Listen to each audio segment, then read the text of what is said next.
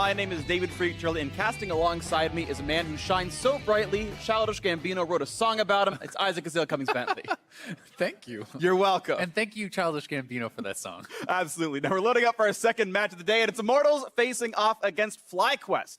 Now, despite Immortals' strong showing last week, yesterday's match raised some questions about their current form here.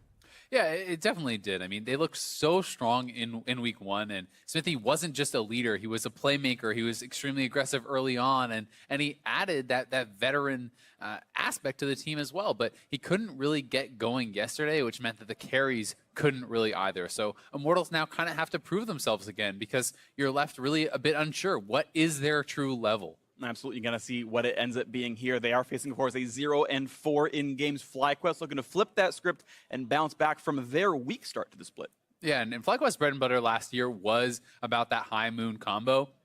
Playing around mid and jungle, these guys were extremely aggressive in the early game, able to make so many plays for the team and really get them ahead. And if Immortals continue to kind of make some of these early game flubs or aren't able to really match that aggression, that could be a way that FlyQuest could capitalize. We also have to keep in mind that Turtle is a really big new piece to the puzzle. You know, this is supposed to be an upgrade overall tech in most people's minds. So you're expecting this team to do better than their fourth place finish last year, and we have to wait and see if that's going to show in. Yeah, it hasn't looked like that so far, but of course it could always be an upgrade down the line. Now, Wild Turtle does need to show that he fits into that whole lineup of FlyQuest, but support player Elimination is already comfortable with his bot lane carry. Back when I was an amateur, me and Turtle played together before TSM stole him away from us. They brought him in for a weekend just as a sub, and then he got a pentakill, and then they're like, oh, let's just keep him. But yeah, Turtle's a beast, and I love playing with Turtle, so it's great. Well, we'll see if greatness can come here for FlyQuest, because 0-4 in game is certainly not the best start. But first, we're going to get ourselves into the starting lineups and get ourselves into the match. And the blue side for game one is Immortals. In the top lane, Flame. In the jungle, like Smithy. Mid laner, Pobelter. Bot laner, Cody Sun, alongside support Ole with their coach Song. And on the red side today, it's FlyQuest. In the top lane, Balls. In the jungle, Moon. Mid lane, High. Bot laner, Wild Turtle with support Lemon Nation. And it's Coach Hermes stepping in today for ThinkCard. Yeah, ThinkCard. They tweeted out a little bit earlier he is dealing with family matters and said he'd be back tomorrow. So hopefully all goes well with ThinkCard and his family. But yes, it's going to be today with Hermes. And I want to bring up two different players that you mentioned here, both Moon and Wild Turtle. On the Turtle side, the thought coming in was it's going to be an upgrade, and how can Turtle be out of position if the rest of the team is already out of position for him? But Turtle's actually the death leader on his team by like 25% here. Like the rest of the team is at like 12, 13, and he's sitting here at 16 as like a perennial backliner, and he's playing Jhin Varus. Like these are very far back champions. Not like he's running around in Vayne and Sivir and, oh, we got bursted by Cassie Pearson. So he's still playing arguably a bit too far forward.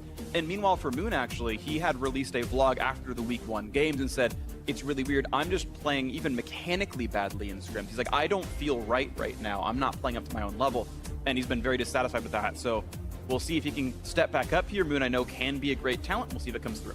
Yeah, one of those things that you always worry about a little bit for a player is you can sometimes get in your own head. When you're having a couple bad games, if you let that affect you too much, if you let that dictate how you play the game, you start doubting yourself. So we need to see Moon kind of bouncing back here and ridding himself of any worries. We'll see if he can rid himself of his demons. We're going to get into this one as the first few bans have come through. Zyra LeBlanc off the table from Immortals. Also the Rengar away from Moon, a trademark favorite of his, absolutely. Shen and Galio so far banned away from the FlyQuest side. I do kind of like where Rengar ended up as a champion, where he is around in the jungle pool, and some players can pick him and do really well, but he's certainly far from ubiquitous, and I like when champions are in this kind of realm where, oh, it's Moon, we should ban it. Yeah, I think that is really interesting, and I think that there's a lot of champions like that in the meta right now, where the meta is pretty wide open. We're seeing a ton of different picks, you know, from support to top to junglers, even mid laners, and you have to ban certain champions against certain players, which allows them to kind of show that style, gain advantage for their team. But one of the things that you pretty much have to show the respect to against all champions or in all players is the Kennen, because Kennen, you know, a lot of people are talking about, hey, it's not actually having the kind of success that is, you know, warranted like for these first picks, first bans. But the big thing for me with Kennen is that he has almost zero bad matchups. Like, you can first pick this guy, and it really doesn't matter what you're playing against. He can succeed. Yes, there are some things that can deal with him, but it's very tough for many, many matchups, and even the worst matchups feel like they are somewhat skill-based. Absolutely the case, and so the Kennen comes through here for Flame. He had been playing a lot of tanks for Immortals, a couple of Galio games yesterday, but back on a more farm-oriented split pusher, the kind of champion he made his name on way back when. If all the old school fans of League of Legends remember, Flame as an incredible player, and he's kind of trying to rebuild himself now with Immortals, who have done okay. At least grabbed up alongside the Karma here, which we know to be a flex pick as well. We had just seen it last series, though it did lose. But we'll see what comes through with Elimination or High doing that. And I'm also interested to see if we are going to see anything from Elimination that is a bit wacky, like if they wanted to flex that, because he is a guy who has brought out things like Blitz and stuff in the past, and Blitz is actually relatively meta right now. We're seeing things like support Sejuani and Blitz, and those are kind of right in Elimination's wheelhouse, I think. Yeah. Things that seem a little bit oddball, a little bit unprepared for them. It is funny seeing like, oh, Blitzcrank is in the metagame now. Like, it's like, well, it's the same champion it was before. You can say that the landscape around it has changed, but like, he was doing that back in spring, but now that the Koreans are playing it, now he's no longer going to get flamed for picking Blitzcrank and losing. It's that's what the world kind of feels like to me here. Jarvan going to be grabbed up for likely the top lane, so the matchup should be Jarvan into Ken, we assume. Vols into Flame in this one. And now the second ban phase begins as Thresh is off the table, as they might just keep removing support picks as they grab the Karma already for themselves. And J4 into Kennen, while you can do okay, that is like almost one of those lanes that if the jungler is not there, you are conceding the lane. Yeah. Like there's almost no way that you should win this in a 1v1, just besides Flame making some sort of massive mistakes. It is a pretty tough lane. You can't really trade. You're going to get pushed in. You're going to get harassed when you're trying to last hit the range minions. So this is something where there's a lot of pressure on Moon, I feel like, to get up there because Jarvan does have good gank assist and make something happen.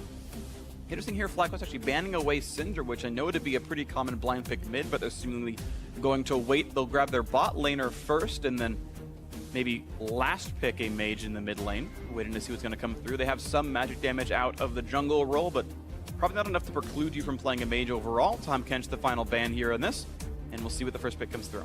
I mean, Haya is a guy that likes to play some different stuff in the mid lane. He is a guy who has brought out a lot of assassins, even sometimes pretty questionably, like the Cassidy and blind play against Echo Fox, where he kind of famously got smashed in lane by Froggen's Lucian, like that being a very tough matchup. So we do now see Ziggs. Theoretically, it could go mid, but very likely going to be in the marksman role for Wild Turtle, yeah. Which could open up something like a Jace or a Talon or a Zed for High.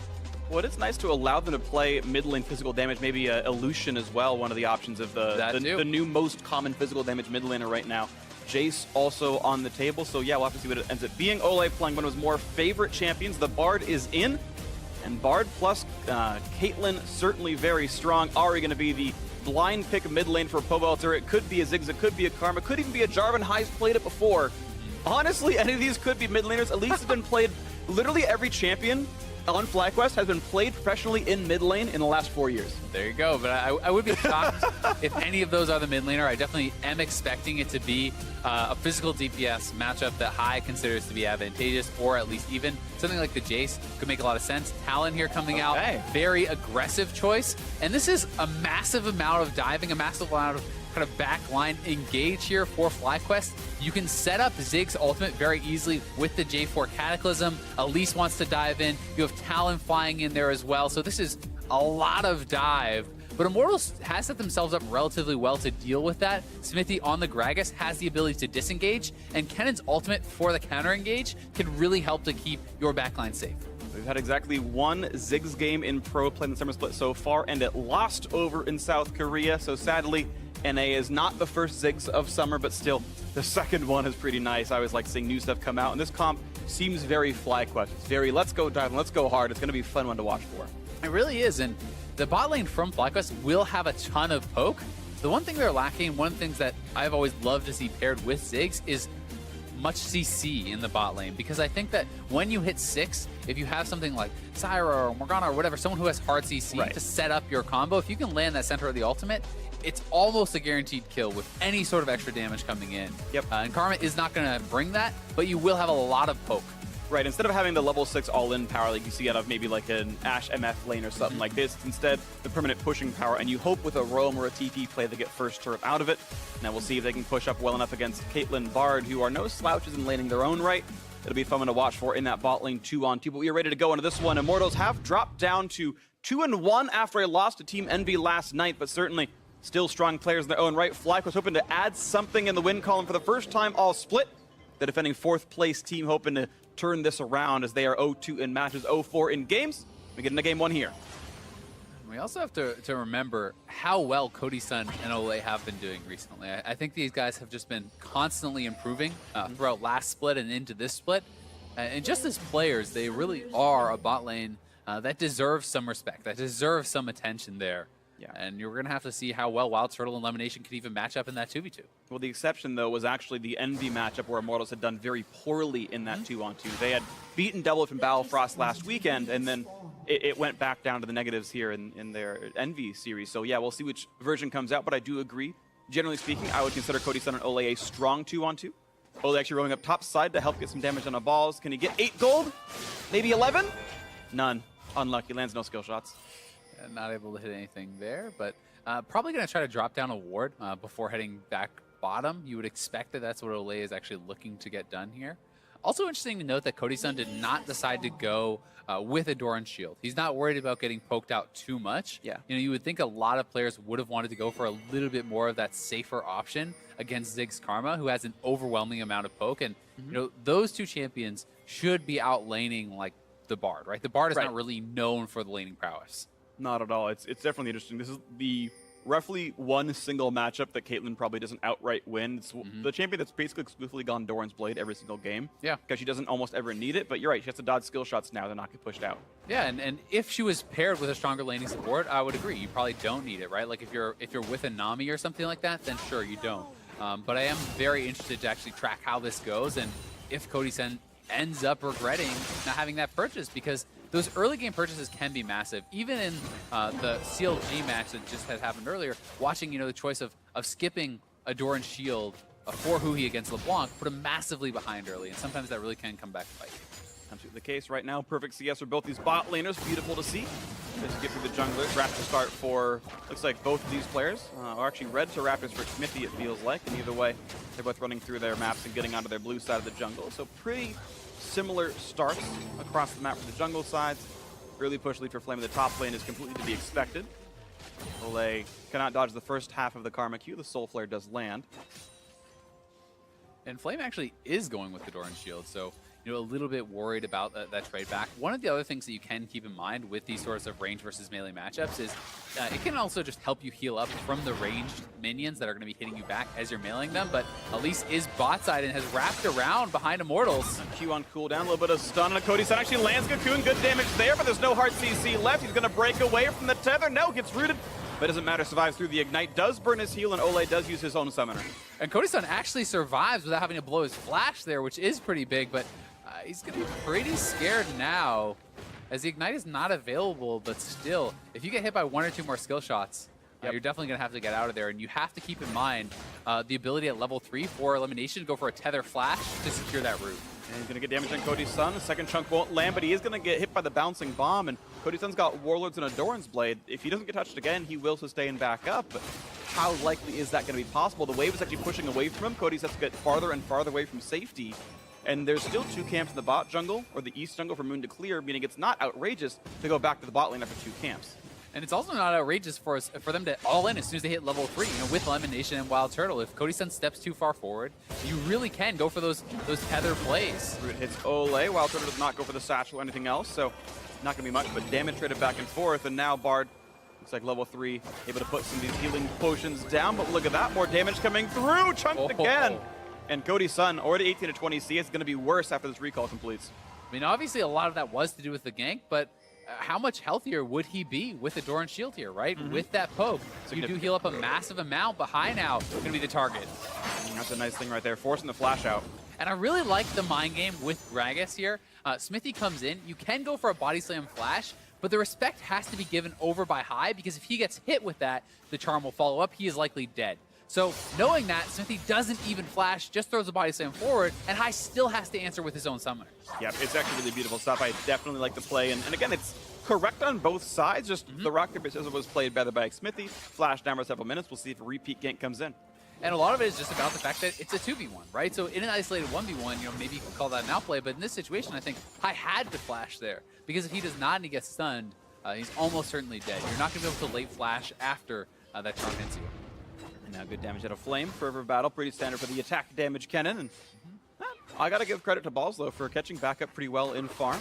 I went and looked at Balls' games heading into this match. He'd actually done I would say, very well in his matchup against Looper, and he had got outplayed by Someday. I would say that Someday did better than him, but he did as well as Looper. And you know, Balls had been a player that I think had been maligned a fair bit here back when the spring split started. Like, oh my god, they kept Balls in the lineup, this team's going to be garbage. And he's actually been, I would say, holding his own generally pretty well as a player. And again, losing matchup here, equal farm, not bad. Yeah, and to be fair, Someday is one of the strongest laners in the league. Oh yeah. That guy is ridiculously good, and I'm looking, not able to really find anything there. Does get a bit of a chunk though. You can see this game is just very close. 100 gold separates the two of them. Jungle actually a pretty big farm difference in Xmithie's favor because Moon did spend all that time ganking. And at the end of the day, if the farm doesn't actually stratify much in the bot lane, you can see Cody's Sun 32 to, well, okay, now it's 41 for Wild Turtle, so it has finally, you know, gone up for the Ziggs. But Xmithie got to take the entire Krug camp away as a result of the Moon bot lane gank, and that gets some of that gold back, of course. Yeah, it definitely does. And you know, for the top lane so far, it has been going pretty well there for Balls. Cody's going to take a lot of damage here, actually. Yeah, had to flash. He would have gotten knocked up right there, or would have gotten rooted, I should say, by the Karma Tether. A nice satchel plant by Wild Turtle, actually, the satchel charge, I should say, broke Cody's Sun out of his 90 caliber net.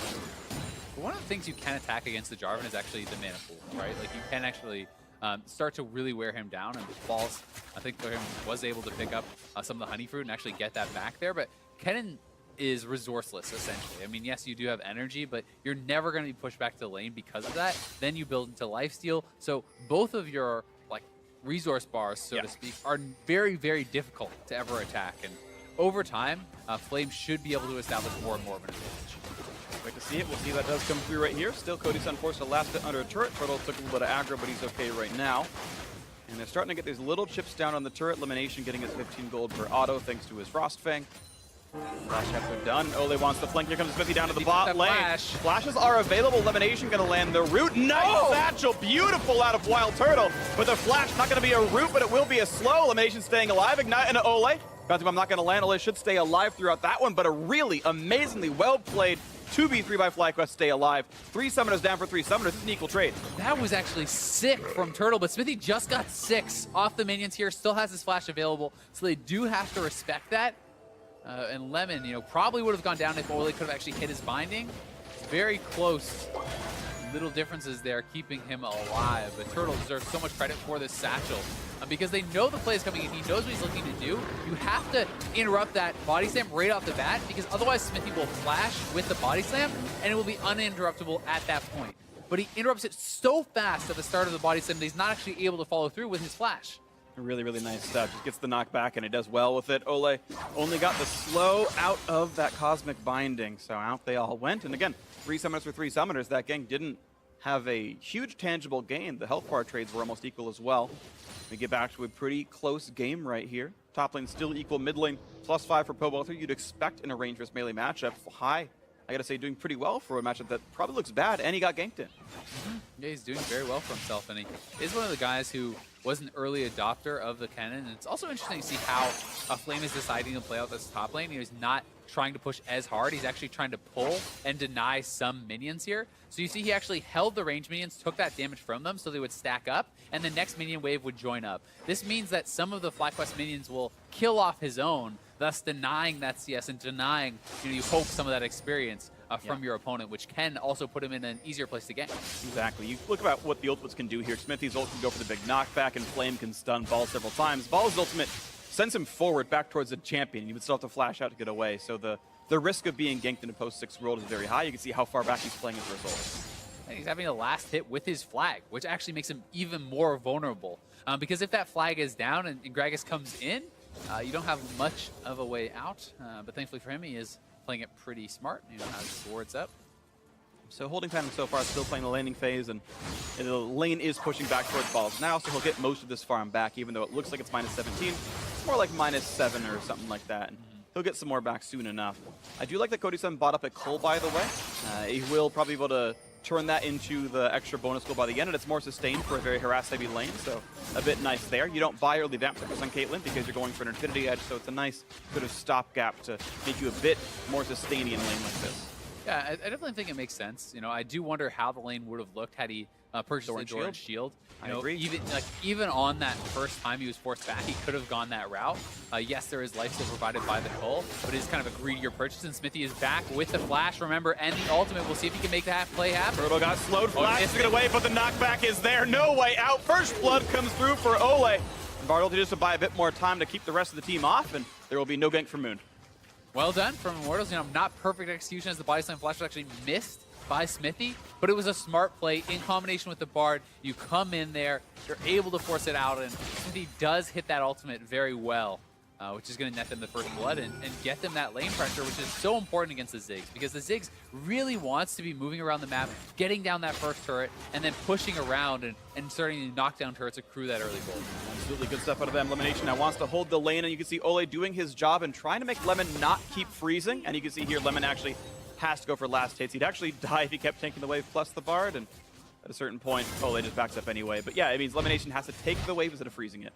And here's the play again. So Smithy is moving away from the minions to set up for the body slam flash, but he is not able to actually connect with it. He didn't get enough distance, and the turtle flashed very quickly, so they do get out. But it's a good call out on Lemination's play and the response from Ole, because if Ole actually bases at that time, not only does Wild Turtle collect that 10 or so CS that was building up, but you deny about 5 or 6 CS, so almost a full wave from your opponents. So that actually creates like a 15 CS difference. Just the fact that Ole stayed, forced it to be pushed in, allows Cody-san to be basically caught right back up when he could otherwise be down 15 or 20. Yep, actually really significant there, and it's just interesting to see the rules that come out there, right? Support stays, the other support stays, and you have this like mind game that goes forward based on how well your opponents are playing. Nice charm, nice chunk right there, and these caster minions, yeah, he needs to rake them. They were going to be one shot by the turret, and high, again, within 3, pretty solid.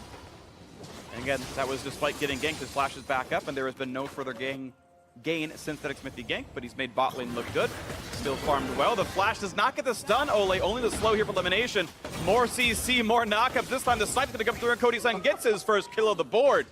Smithy's starting to prey on that bot lane. Yeah, and Ole making the roams, moving around here with Smithy, and they're taking control of that jungle, able to pick up a kill and donate it over to their AD carry is so nice for them, and they're not even really going to lose much on the bottom side, maybe 1 or 2 minions before Cody-san's able to get there, so not a big deal at all. Nice stuff right here. 1,300 gold lead now. Immortals looking pretty solid. Hoping to shake off that loss to Team Envy, who have looked pretty decent themselves from Friday. FlyQuest, unfortunately, still on the road downward, 0-4 in games, and now losing in their 5th, but certainly not out of reach. Gold lead is not insurmountable by any means, and we'll see if they can find something to bounce back. This red team FlyQuest hoping to find something, hoping that High can get that physical damage explosion to come through. Wild Turtle, easy wave clear, bot lane turret, not going to fall anytime soon. And FlyQuest is always going to have their chance in this game. They're not a team that just plays to not lose, but Moon going for an evade here. Yeah, finds a stun, finds some damage. Here comes the teleports in. FlyQuest looking for a very aggressive move here. Repel gets away. Here comes Talon. First kill comes in. High gets it. Knockup is there as Balls join the fray. One more hit. Paul Belter goes down 2 for 0 in the jungle. FlyQuest turn it on. Yeah, and Flame is here. Immortals still looks like they're trying to get something out of this, but Ole is pretty far forward. Satcheled right back in. A double kill in for Balls. Had nowhere to go. The entire team was there. 3-0 in the jungle. There we go. FlyQuest, signs of life. Able to make that play. High is able to make that roam so fast from mid lane with the Talon. You have the Ghost Blade. You can zoom over there. This is going to unlock that first turret as well for Turtle, who's going to pick that up, gets the solo gold, and looking good for FlyQuest. I hit the wrong cough button. There's 3 bots in front of me. I hit the second one. It was supposed to be the third. You want to hear that sneeze? We're all good here. 1,500 gold lead now for FlyQuest. The first Drake of the game is going to be Mountain as well, and we all know how much they love their cheeky Baron calls later on.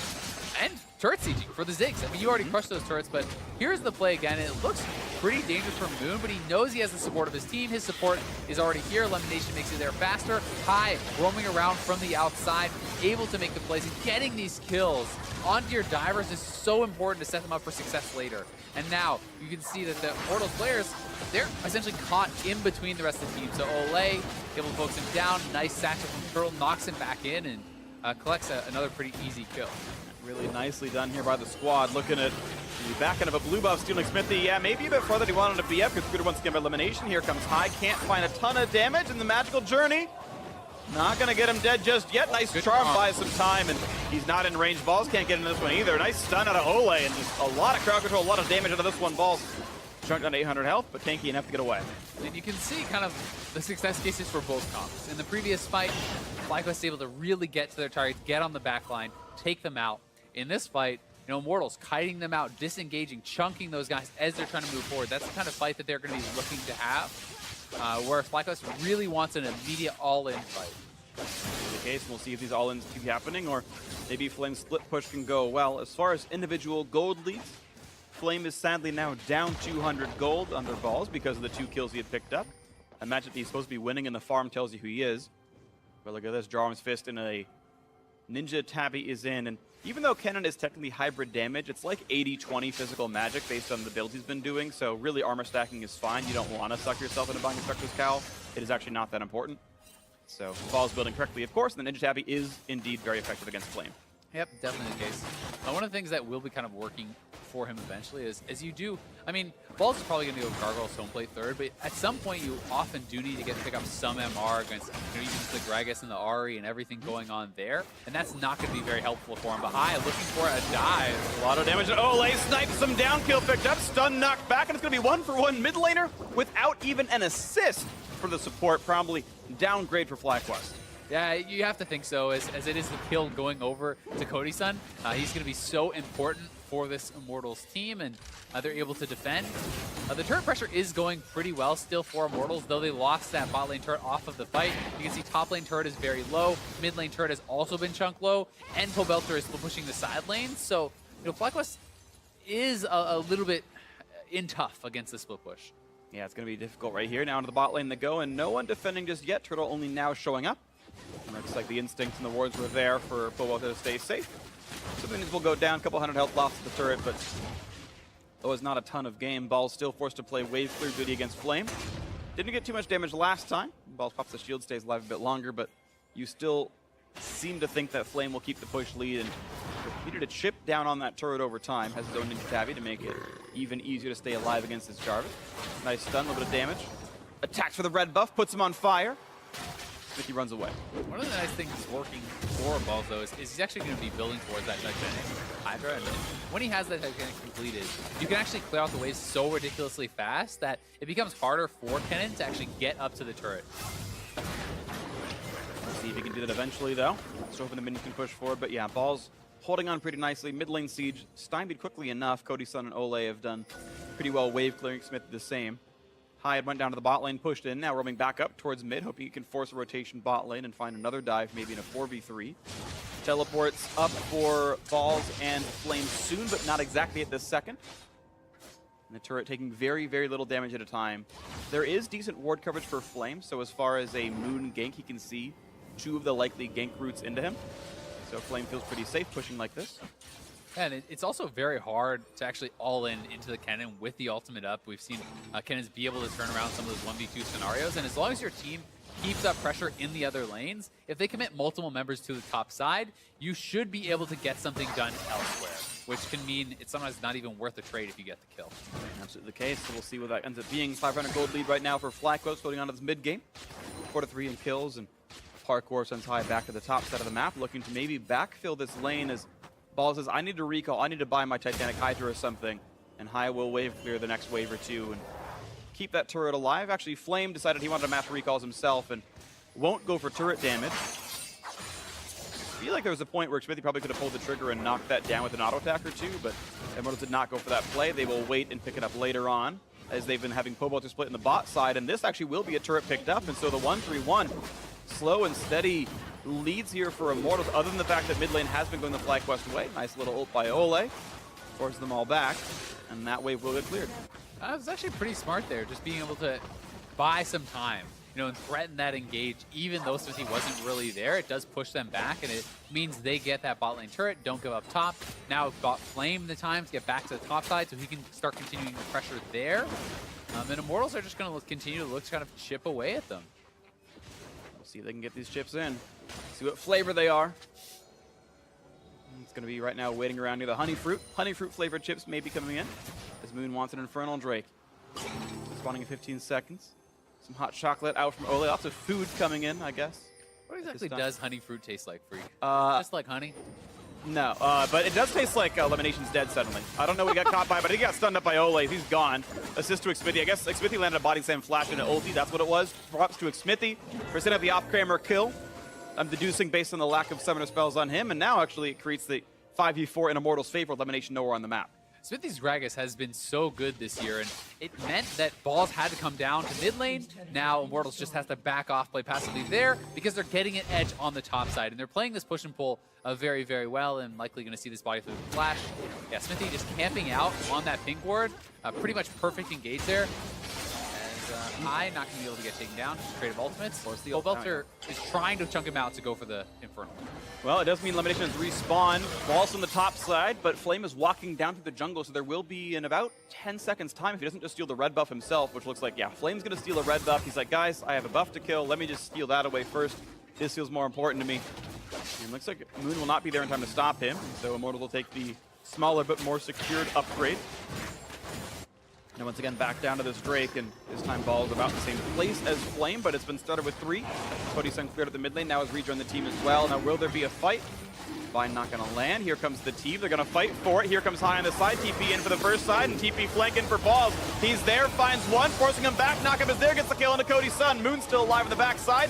Drake at 2,000 health, and Xmithy back outside the pit. He's ready for an body slam. He's ready for a flash. He can't. Oh, he can satchel over, but doesn't get the steal in time. High still in the chase. Knocks down Ole. That's 2 for 2 plus a Drake so far. Knockup will land on a Pobel to make that a third. A double kill for High. And FlyQuest win these scrappy fights every time. Yeah, and they're going to get 3 kills for Noah and the Infernal. Very well done from them. And the TP ward was so much better for FlyQuest.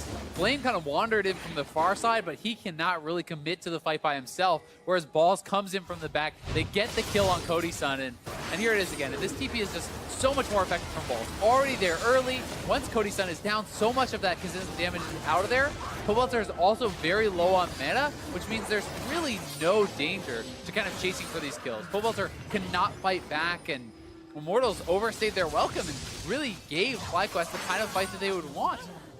Really nice stuff right there. Cody-san sadly died with flash up. He didn't see the cocoon. I think it was going through the wall from Moon, but either way, a nice shot by him. And good follow-up by Balls and the rest of FlyQuest. So good pick off there. And Cody-san, who was up so much in gold, in fact, still individually 700 above Wild Turtle, was destroyed without getting any damage off in that fight. And it's also very problematic that Jarvan keeps getting kills in this. It's like Flame is working to slowly eke out the edges in that 1v1, but because Balls continuously is picking up these kills, he's actually going to be ahead in gold regardless, and now has these double Drakes, and High as well is extremely strong. So you have the diving pair there who are going to be able to put so much threat on the Cody-san that his gold lead doesn't really mean that much if you can't actually do a lot with it. Absolutely, and speaking of doing a lot with your items, I gotta give a shout out to High. He went double lethality before any defensive stats at all. Not even going for the one that gives magic resist. It's the other lethality items that have no defensive stats, and he's still gone almost deathless. 4 kills in this one, doing amazingly well in the squad, so definitely making the Talon work, and that early-ish Ziggs pickup for Wild Turtle to set up this physical damage mid laner working pretty well so far. Yeah, it really is, and Wild Turtle has not been like a big part really of these fights, but No. Being able to bring that second part of the damage, and also so much sieging power now that he has Lichbane completed as well. If they can ever get to those turrets, he's going to be able to knock them down like hilariously fast. Yeah. Ziggs is also very good with the neutral objectives. Oh, there we go. Out they go. Looks like Ole just wants to stick around. Of course, there was the rest of FlyQuest around. And again, I want to come back to, I love most of FlyQuest compositions. The fact that they are willing to do a bit of new things, right? There's only been one other Ziggs game of the summer split. And you can say Ziggs is meta, Ziggs is not meta. No one's willing to play it. Pretty much anyone. And they said, you know what? But Highest Talon is so good, let's get a comp that fits it. Ziggs obviously in many ways complements a Talon well. It's magic damage to your team profile. As you mentioned, sieging, when you've got a melee mid laner without escape tools, it's hard to knock down turrets, so it's Wild Turtle's duty to do that. And this synergy has gone well. Turtle picked up the Ziggs, doing well on it, and it allows Hyde to do what he's doing here.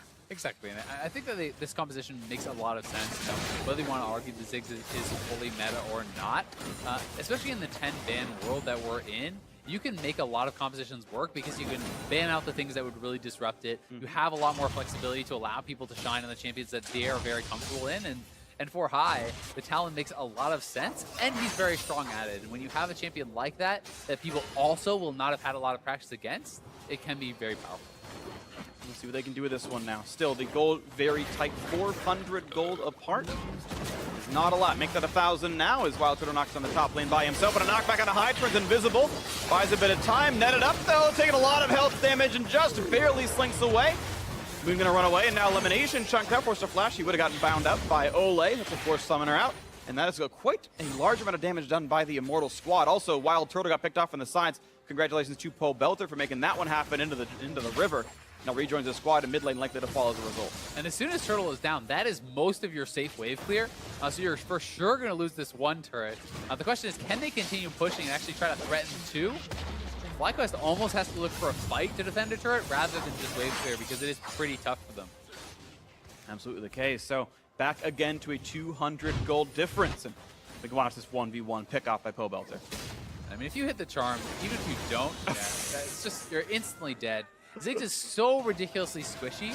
He's built not even any HP, let alone any magic resistance, that even if Pobelter misses his charm and his Q, you can probably kill him with just R and W very easily. Yeah, and Ignite for good measure just in case, but you're absolutely right.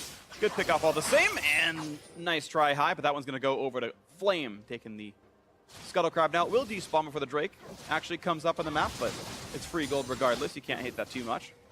Gotta say, it's really fun watching Kai, how he actually flies in and out of the fights on the Talon, especially with Storm Raider Surge. You know, even in that last fight, utilizing the Storm Raider Surge proc from Smithy to be able to run out when he was very low HP. He's one of the guys who I think plays this best as far as entering and exiting the fights and really playing those limits very, very closely on the Talon. Really agree. Great player on the champion. It's always fun to see their styles come through. And if we go back into a slower holding pattern game, it's interesting because we have several kills, but they've all been at the exact same time. Then we go back to the 1-3-1 over and over again. Zhonya's Hourglass done for Pobelter makes High's job very difficult in trying to make a 1v1 kill. High himself has a Hexdrinker done, which makes him tankier against Pobelter the same. We'll see if anything more comes out of this one. As High has had the push lead, but Flame's going to take that lane back without too many issues. Smithy holds into mid as they wait for Cody Sun to reach in the mid lane. Nice stun right there. A lot of CC, and Ole's gonna go down. Moon gets the kill. Credit for that one. Stepped a bit too far forward looking for wards, and FlyQuest had the ward control. Yeah, they definitely did. And Immortals had focused almost all their pink wards on the top side.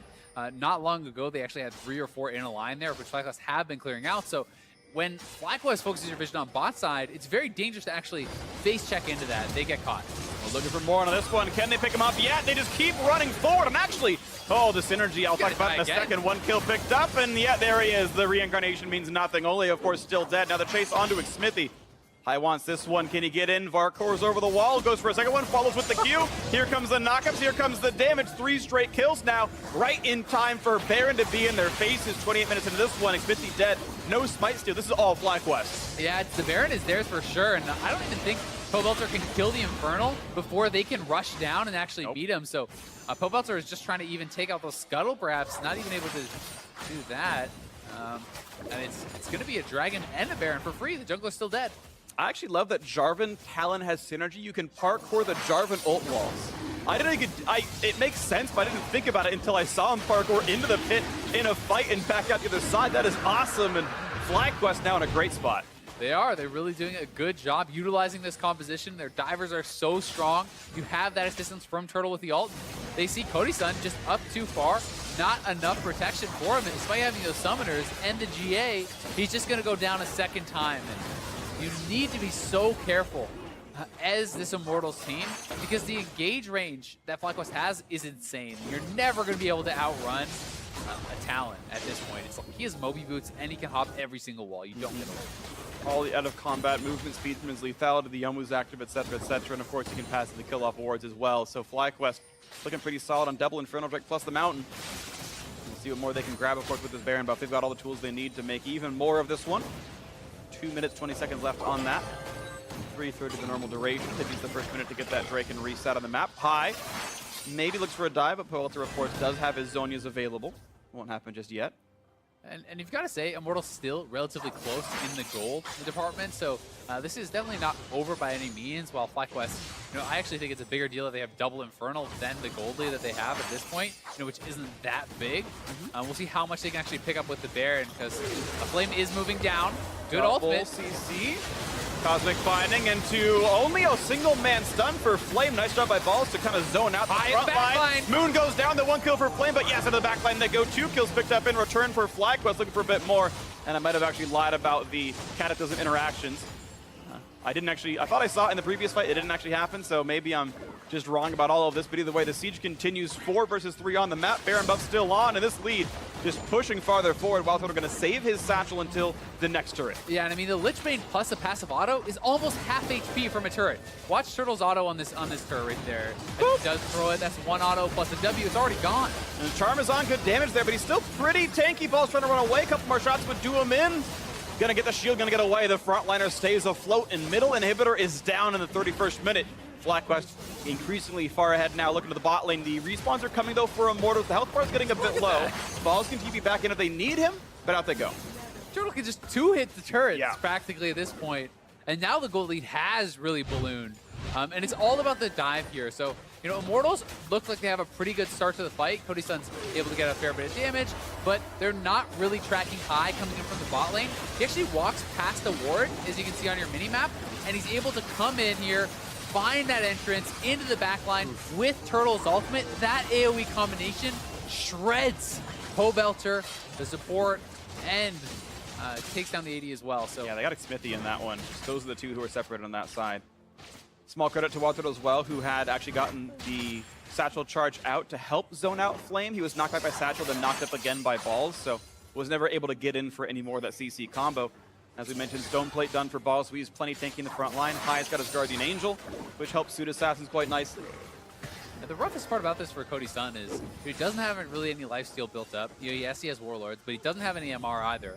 If even just Ziggs hits an ultimate on Caitlyn, that's more than half of your health gone, and likely close to 3/4 or even 80%, because he has the death cap already completed, and it's so hard for him to even enter the fights to use this gold that he has built up, because he doesn't have, you know, Karma and a Lulu and an Ivor and things like this protecting him.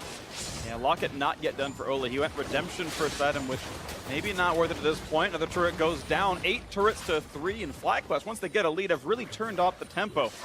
They've done a very good job of coming back from some questionable early game deficits. Now Elimination forced to kite back. Once the shield's on, here comes the dive. Ball's going to force one out. And look at the trade of a couple of summoners. Ulti's going to miss right here, and High not getting his duel over Flame. And Wild Turtle, though, this time picked off by going too far forward. The chase on for Moon Charm only hits a minion, though. Nothing for Pobelter, as Flame cancels his TP. Doesn't want to be part of that fight. It looked like Turtle almost took down Cody Sun, but he did miss the ultimate, so didn't really have most of his damage there. And you talked about sometimes he is just getting too aggressive. Has a high death share on the team and continues. Does continue, yeah. Three deaths. It's half.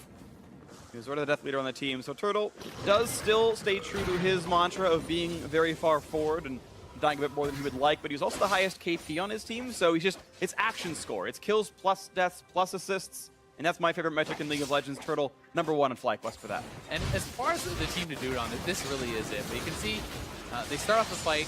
The ultimate from Turtle does miss onto Cody Sun there. Had that hit, it would have been a pretty easy kill.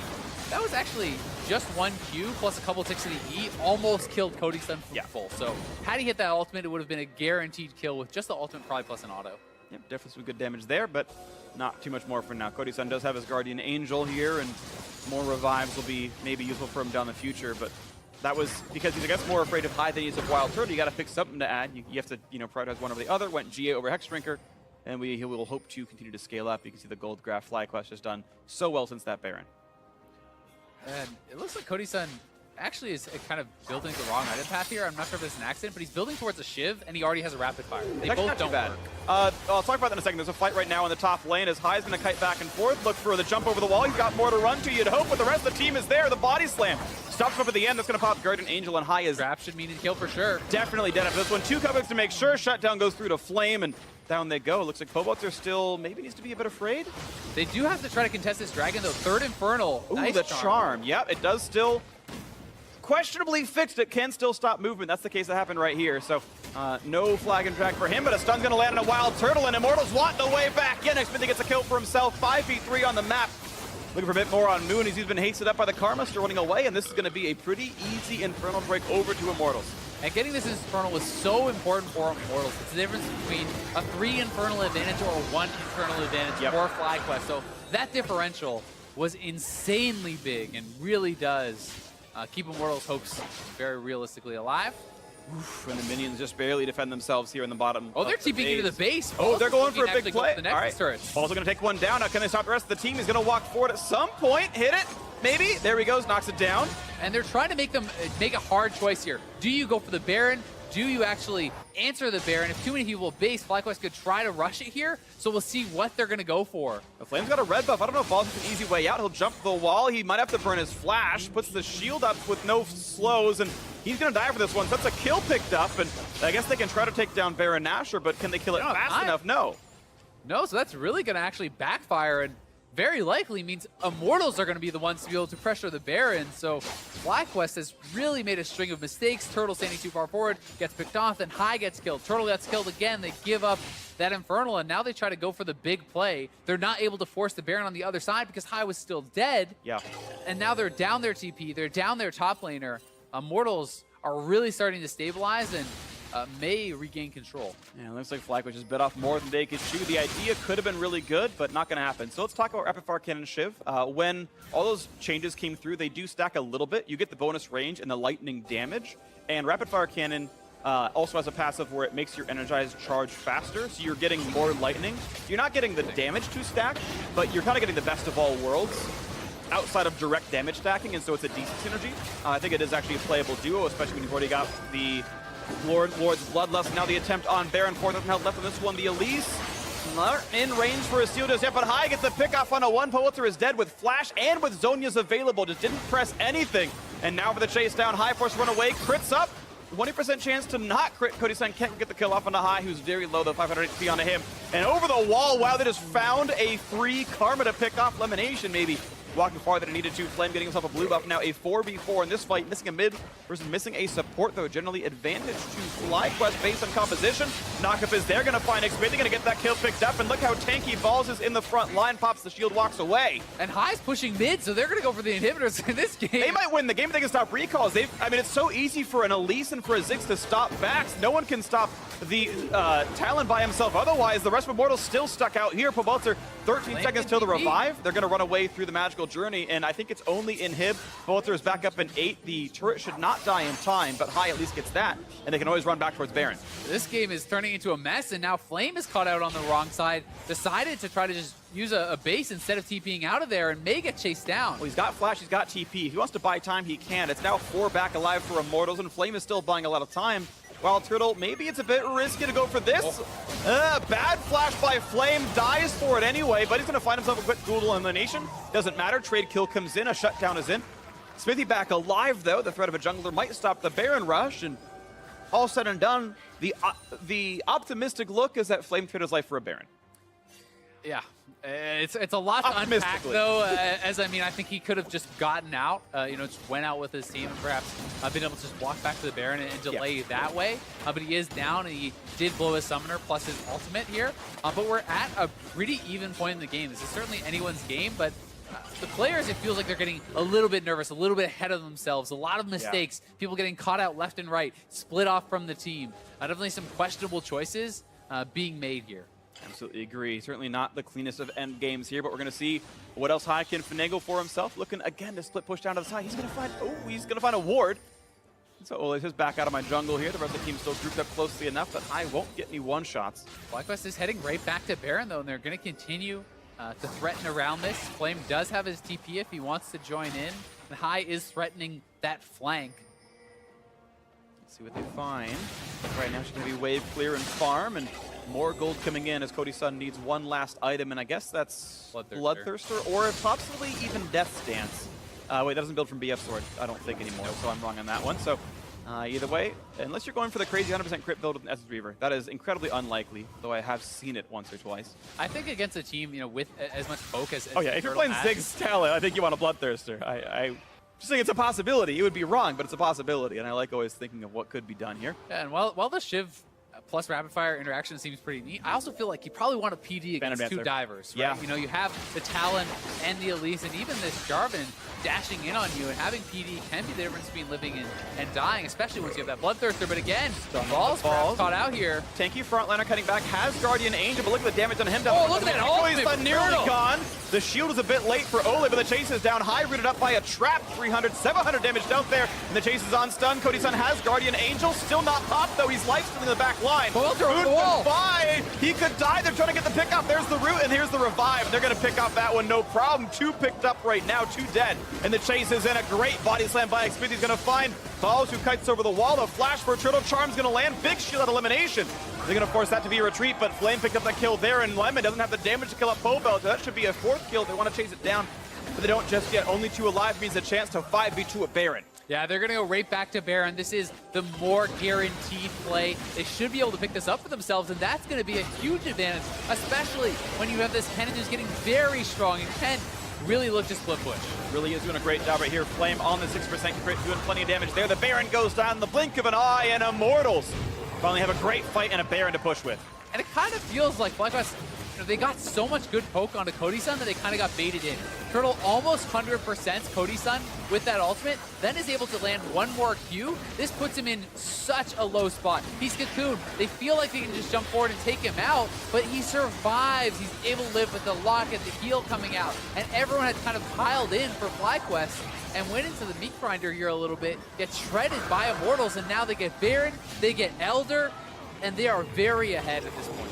About 2.5 minutes to push a lot of the base. As you mentioned, the gold now not very far apart, 1,300. That's basically nothing at this point of the game. The builds are full. Cody Sun's got his Bloodthirst. There's no growth to be had at this point. And now it's all about what they can do with their champions and how they play around the map. And with the Baron and the Elder, they're much more powerful despite the gold lead at this current time. So, you know, we're going to have to see how much they really can get done, because Kennen in a side lane is going to be really tough to deal with. He is sitting in base right now, either waiting for a Mercurial or perhaps threatening a TP, but we'll pot up and probably get back out there. FlyQuest is going to need to find a really good engage. I mean, their composition kind of, it's harder to execute because you have divers. You can't really slow play a fight. You can't really go frontline versus frontline. Talon and Jarvan, I feel like, really do need to dive backline and be assassinating Cody Sun or perhaps Pobelter, or their value in the fight is just going to be much lower than that of their opponents. Certainly the case. We can see a bit of healing reduction now on the mix. High has a Mortal Reminder, while Turtle of course has had Merlinomicon for a long time, but they can cut down some of Cody Sun's healing. They can cut down the redemption a little bit as well. We'll see if that comes through for anything.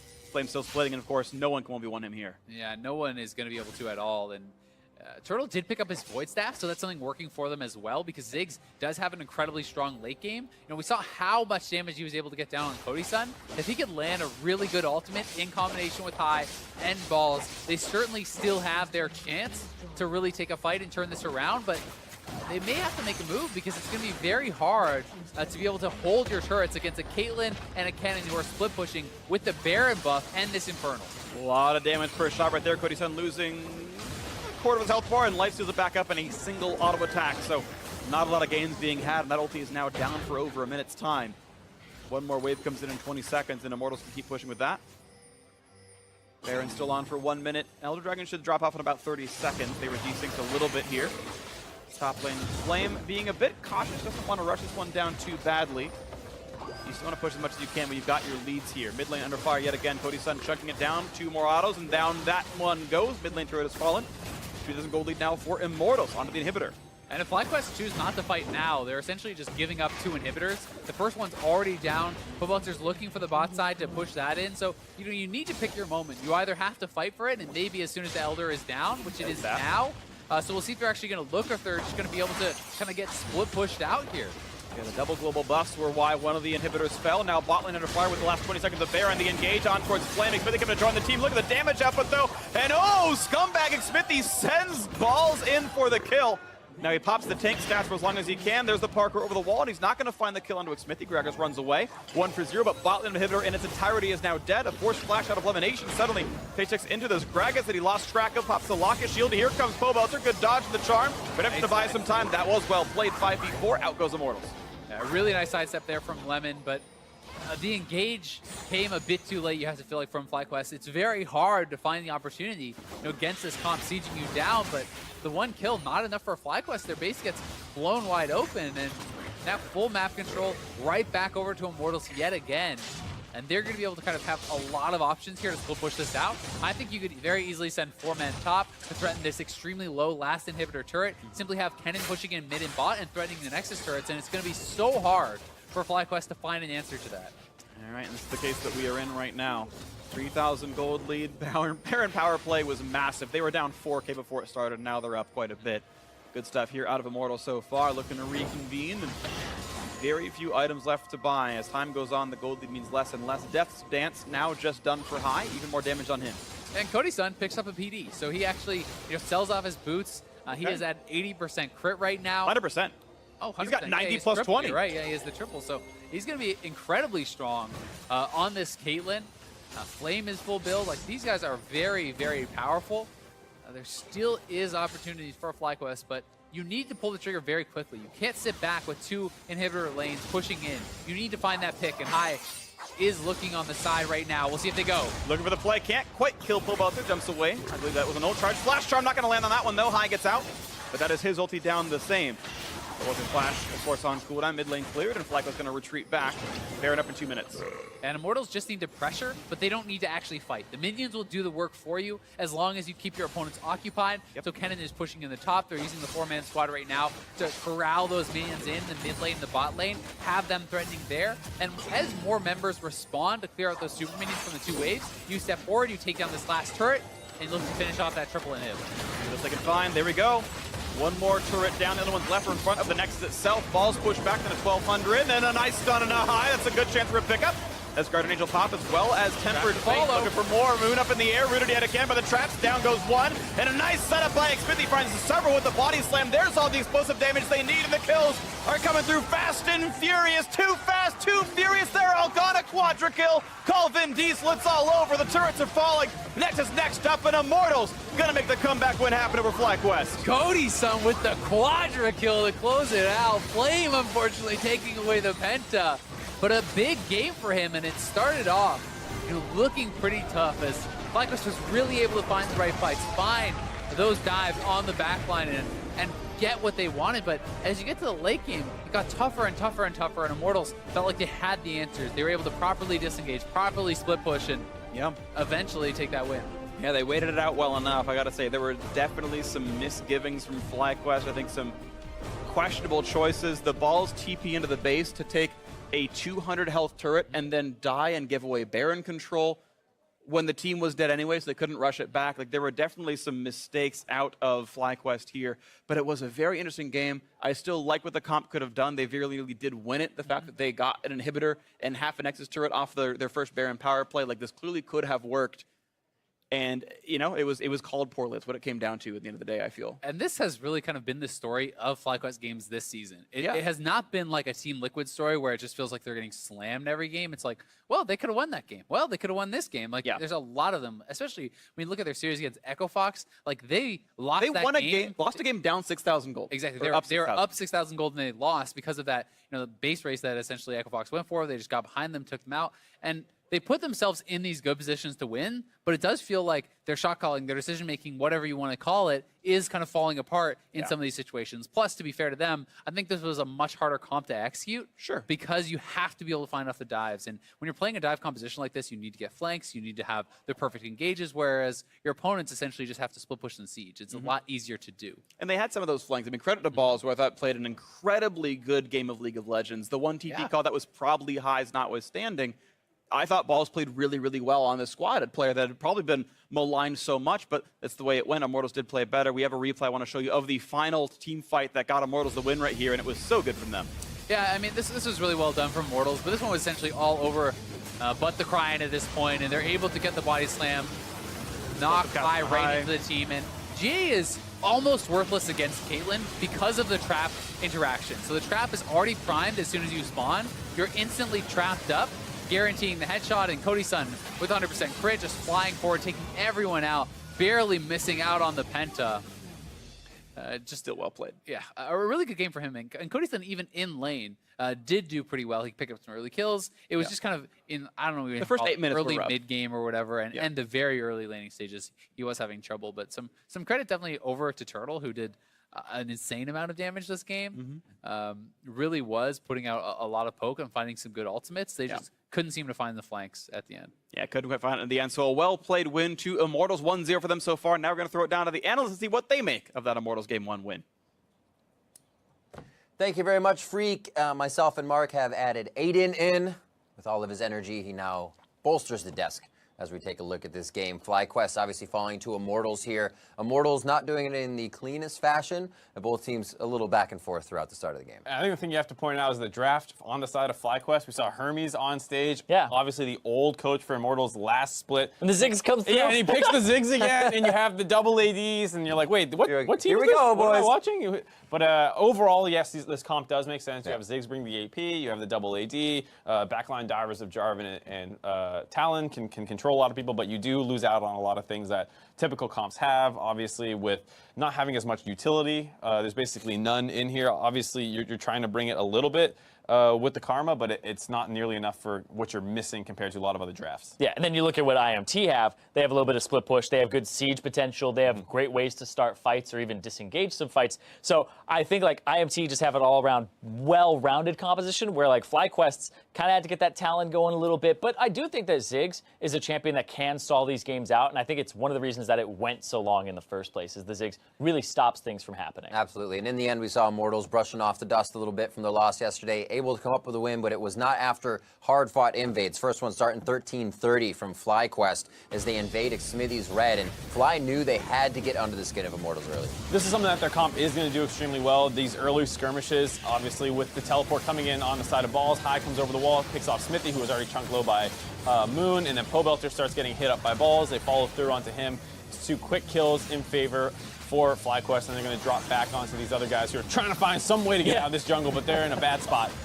Yeah, that seemed to happen a lot where Flame would just be on a completely other side of a wall from his team. Even after the Baron was like kind of toyed around with, Flame is just sitting in a bush and flashes. It's like this team just seemed a little bit out of sorts in these really crucial moments, but they definitely got it together when it really mattered. And they did have a decent early game plan where they were attacking these Ziggs a lot early on, because that's a crucial part, whereas if you put the AP threat behind and the wave clear behind, it's a lot easier to win against this double assassin comp. The problem is the double assassin comp kind of got rolling. It did get rolling. However, at 40 minutes, IMT, the team fight near FlyQuest red now. They said a little bit of your own medicine about 40 minutes later. Yeah, it's a good catch here from Olay, and then Xmithy just kind of puts the pressure onto balls as the rest of the team just collapses in there. But this really baits the whole team back because Cody-san gets chunked by Wild Turtle, eats another Q here, and then Moon lands the cocoon. Flash, I don't know if he actually got the Q off there because he repels first.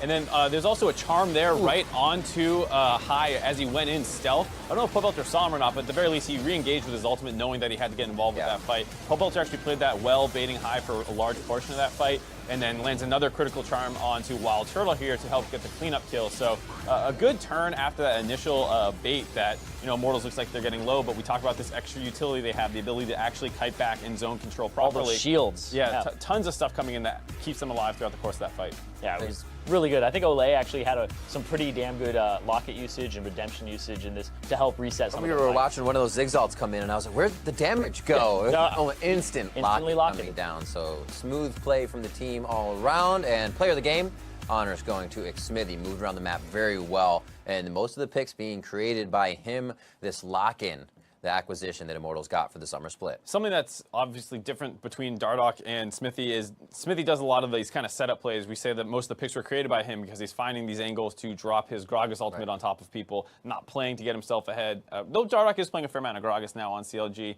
both players picking up a little different styles that each other had previously. Yeah, Xmithy being a little bit more aggressive and active early, Dardoch as well, playing things like Ivern as well, trying to be a little bit more supportive of the team. So I like how like the trade happened, and now everybody's kind of like, okay, who really got the better of it? Because like Xmithy does look better than he did before on Immortals. On the flip side, for FlyQuest, though, I am kind of disappointed that they let this game get away, because after that 1-3 for 0, they had another. They had Baron at some point. They It should be a snowball with that comp. It should be over, but this is one of the things that we always say about them, is that they kind of lack some of the fundamentals in terms of closing games out if they can't instantly just win a fight and end the game. And they fell apart once again here at the end. Well, it can only happen for so long before the other teams start to catch up and bite you in the butt on that problem. We'll see if FlyQuest can even up the score in Game 2 against Immortals. Don't go anywhere. You are watching the North American LCS.